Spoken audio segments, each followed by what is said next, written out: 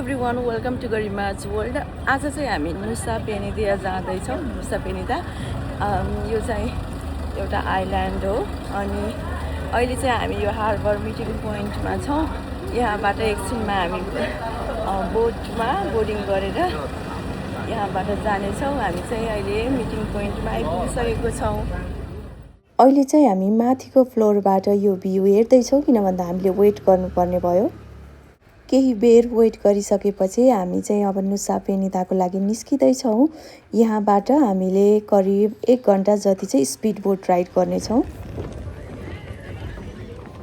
हामी चाहिँ अहिले स्पिड बोटमा बसिसकेको छौँ। भित्र चाहिँ यस्तो देखिन्छ, ठ्याक्कै यो बसहरूको जस्तो एउटा रोमा चाहिँ 5वटा सिट छ अनि अलिक बिगर नै छ, साइड चाहिँ बिग नै छ। थाइल्यान्ड ट्रिपमा चाहिँ यस्तो स्पिड बोटको चाहिँ बाहिर पनि निस्किन मिल्छ नि त, तर नुसा पेनिदाको चाहिँ स्पिड बोटको पानी धेरै नै स्प्ल्यास हुने रहेछ, त्यही भएर चाहिँ बाहिर बस्न चाहिँ अलाउ हुने रहेनछ। अहिले चाहिँ हामी स्पिड बोटबाट यो नुसा पेनिदा आइल्यान्डको लागि हिँडिसकेको छौँ। फर्स्टमा चाहिँ हाम्रो आइटिनरीमा चाहिँ हामी डायमन्ड बिच जाने भनेर लेखेको छ। सो पानीको फ्लो चाहिँ यस्तो राम्रो नै छ है।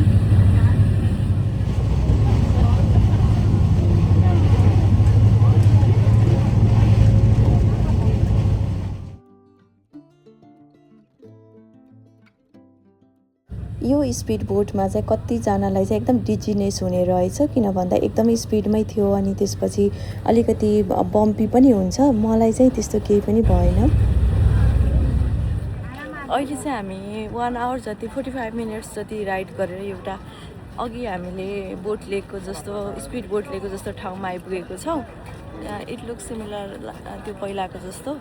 अनि अब यहाँबाट चाहिँ के हुन्छ त्यो चाहिँ थाहा छैन होइन।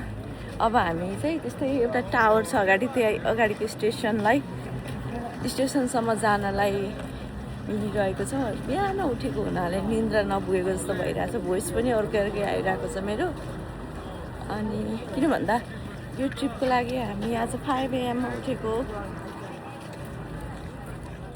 आजको हाम्रो आउटफिट चाहिँ एकजनाले पोल्का डट सर्ट र एकजनाले पोल्का डट ड्रेस लगाएको छौँ। अहिले चाहिँ हामी यहाँ गाडीभित्र बसिसकेको छौँ। हामीले चाहिँ प्राइभेट टुर बुक गरेको हुनाले हाम्रो ड्राइभर हामीलाई लिन आइसक्नु भएको थियो। उहाँले चाहिँ हामीलाई नुसा पेनिदा आइल्यान्ड वरिपरि यो गाडीमा घुमाउनु हुनेछ र हामी विभिन्न स्पटहरूमा रोकिँदै फोटो खिच्दै आइल्यान्ड टुर गर्नेछौँ। यो आइल्यान्डहरूमा चाहिँ त्यस्तो ठुलो मार्केटहरू त्यस्तो केही पनि छैन, यस्तो नै गाउँहरू नै हो है। अनि एकदमै राम्रो बिचेसहरू छ जहाँ चाहिँ हामी अहिले एकछिनमा जानेछौँ र म हजुरहरूलाई यो भिडियो मार्फत देखाउनेछु। र यो सिनमा देखिरहनु भएको चाहिँ इन्डोनेसियाको चाहिँ गाउँहरू हो, जुन चाहिँ यो स्पेसली भन्नु पर्दाखेरि चाहिँ नुसा पेनिदा आइल्यान्डको गाउँहरू है। अहिले चाहिँ हामी यो नुसा पेनिदा आइल्यान्डको टेलिटबिस हिल्समा आइपुगेको छौँ। हामीले चाहिँ केही बेर यहाँ गाडी रोकेर अनि केही बेर वरिपरि फ्रेस एयर लियौँ, त्यसपछि चाहिँ हामी हाम्रो यात्रा अगाडि बढाउनेछौँ।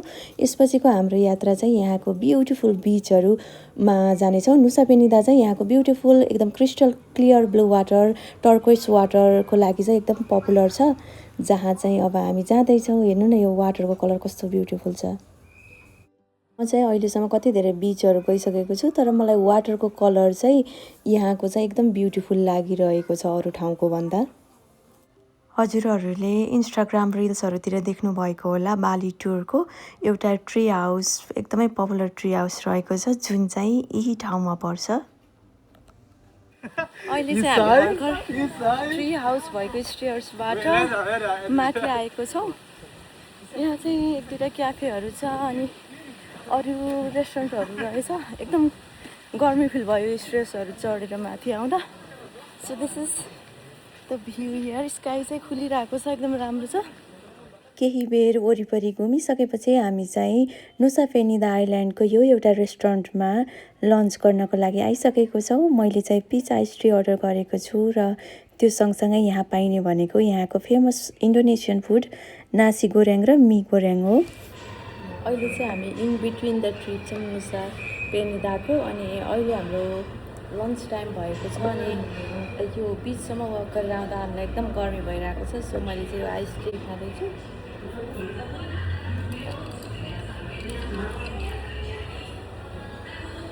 अनि हामी हाम्रो फुड वेट गरिरहेको छौँ अहिले लन्च। हामीले चाहिँ मी गोर्याङ र चिकन राइस खाने डिसाइड गऱ्यौँ, त्यसैले मैले चाहिँ नासी गोर्याङको सट्टा चाहिँ चिकन राइस अर्डर गरेको छु। आज लगाएको यो आउटफिट चाहिँ मलाई पर्सनली एकदम मन परेर मैले एउटा फुल भिडियो पनि बनाएँ। आफ्टर लन्च हामी चाहिँ डायमन्ड बिच आइपुगेको छौँ। डायमन्ड बिच चाहिँ नुसा पेनिदाको एकदमै पपुलर बिच हो अनि यसको वाटर कलर कस्तो ब्युटिफुल छ के। अनि यो डायमन्डको सेपमा यहाँ देखिएको जुन टुक्रा टुक्रा आइल्यान्डहरू जस्तो छ नि, त्यही भएर यसको नाम चाहिँ डायमन्ड बिच राखिएको हो। र यहाँबाट त्यो बिचसम्म जानलाई चाहिँ यति धेरै स्टेयर्सहरू क्लाइम्ब गर्नुपर्छ, माथि आउँदा चाहिँ अझै गाह्रो हुने रहेछ गर्मी महिनामा। यहाँ पुगिसकेपछि चाहिँ यहाँको यो ब्युटिफुल सिनले चाहिँ सबै स्ट्रगल नै बिर्साइदिन्छ।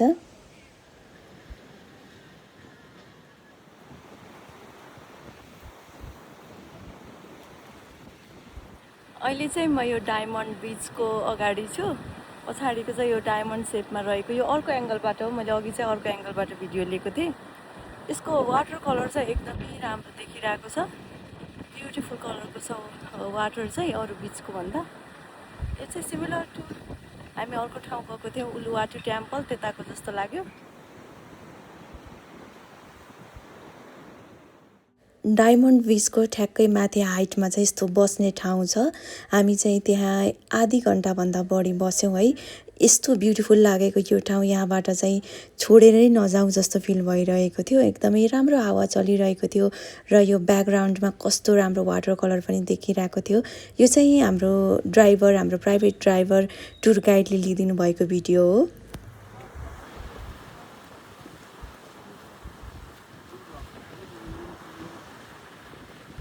हामीले केही समय बिचमा बिताइसकेपछि फाइनली हाम्रो आजको नुसा पेनिदाको डे टुर कम्प्लिट भएको छ र हाम्रो ड्राइभर चाहिँ हामीलाई अब हार्बरमा छोडिदिनको लागि लिएर जाँदै हुनुहुन्छ।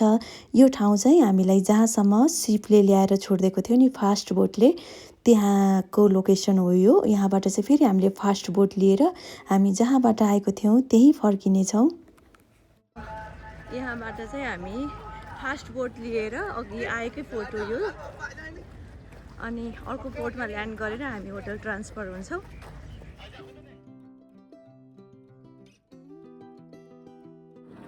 अहिले चाहिँ हामी पोर्टमा आइसकेको छौँ। अब हामी यहाँबाट ट्याक्सी लिएर हाम्रो होटल भएको ठाउँ कुटामा जान्छौँ। साँझको 5 बजिसकेको छ अहिले चाहिँ। We are very tired.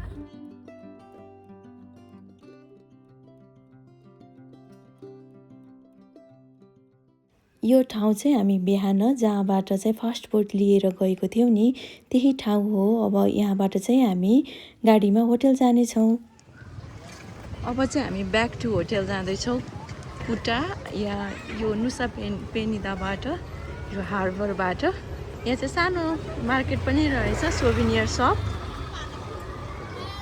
हामी चाहिँ नुसा पेनिदाको टुर सकेर होटल फर्किँदा साँझ भइसकेको छ।